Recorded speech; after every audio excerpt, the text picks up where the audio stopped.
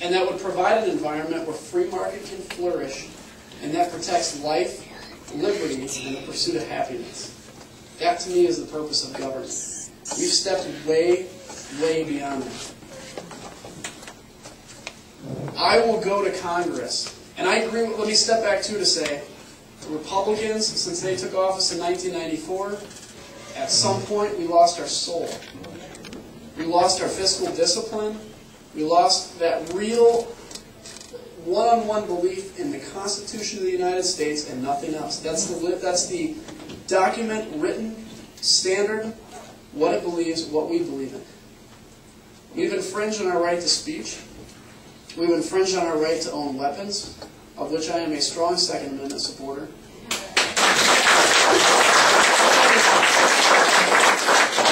And we have gotten Congress, Senate, and the President involved in business that free market should be in business.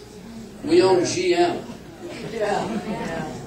You know, we're giving $3 billion away to people in cash for clunkers. And I'm not blaming anybody that took advantage of it. It was probably a great program to take advantage of. But I talked to a car dealer, by the way, who said he's holding the paper on $250,000 in government payments that were not given to him.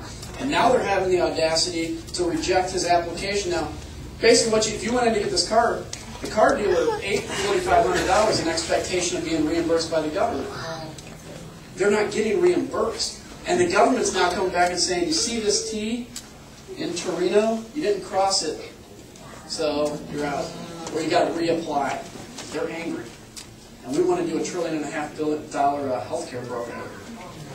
Anyway, back to your point, I agree. And I will be a voice leading the charge as loudly as I can against any more intrusion on the Constitution and to reverse that. I believe, again, the purpose of the government is to defend you, to protect life, liberty, and the pursuit of happiness, and to create an environment where the free market can flourish. That's it. And if it's a Republican I got to call out or a Democrat I got to call out, I'll do it. I'm not a Republican because I like elephants or because I like the word Republican. I'm a Republican because they tend to track along with what I believe. And that, maybe they haven't in the past, but I think we're waking up again. And I think my party, whether you're a Republican or not in here, and if you aren't, thank you for coming too. If you're a Democrat, thank you for coming too. I really deeply appreciate it. This isn't meant to be partisan here. But as a Republican, I can tell you, we lost our soul, and you had a right to kick us out of office in 2006 and 2008. And it's allowed us to get our soul back, to come together, say, what do we believe, and for folks to get fired up, and we're going to take power in 2010. We're going to take the House back or make serious gains in it. I really believe that.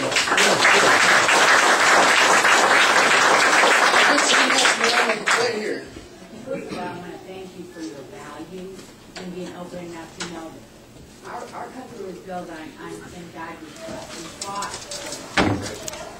And you enough to voice your opinion, tell how you were raised, tell us that you have morals. And that's what we're really fighting for. And also we commend you to actually read the bill. It's deep. Let me read just real quick to you. Adjustment in practice expense to reflect higher presumed utilization, Section 1848 of the Social Security Act is amended in subsection and subparagraph. That's how I think it reads. Shouldn't these be written for high school level or junior high level so we all can read it? Sorry, the opposite of like in Nazi, they don't have to take the health care. They can opt out of it, but no one else can. Yep. And it's so good. Why would they opt out of it? It's not good. And, you know, it's like the stimulus bill. That came out at midnight and was passed at 6 a.m. There's no, or 7 a.m. or whatever the timing was. There's no way you could have read it. There's no way. By the way, Congresswoman Halverson said she did read it. So she must have known about the AIG bonuses. Sorry, go ahead. I was wondering how you felt about term limits. That's a good question. Yeah. I'll tell you my view on term limits. If it came up for a vote in Congress, I would vote for term limits. Now, I say that to caveat. The next follow-up question that anybody asks is, are you going to term limit yourself? As an example. And the answer is no, and the reason being, because if I limited myself to 6 or 8 years, in an environment, in a Congress where people are in there for 10 or 20 years, in order to attain, you know, some of the senior ranks and some of the leadership position, you have to compete on that time scale, and that would be doing you a disservice if I got out after 4 or 6 years, because the 11th Congressional District would not have had a representative that rose to that leadership level. But if it did come up for Congress, I would go for it. Now, there are very strong arguments on the other side, which is every 2 years, you do have an opportunity to limit somebody's terms. In fact, we're getting ready to limit a Congresswoman's term in 2010. So you do have that opportunity. Sir. I believe in term limits, but I think the way to go about it is those of us sitting right here have to know. All we have to do is get on our seat 4 years, go down there, not be apathetic, vote our conscience, and we can control those term limits. That's right. That's how term limits are going to work, is you voting somebody out of office. So, as they say in the South, we're fixing to limit ones. All right. Yes?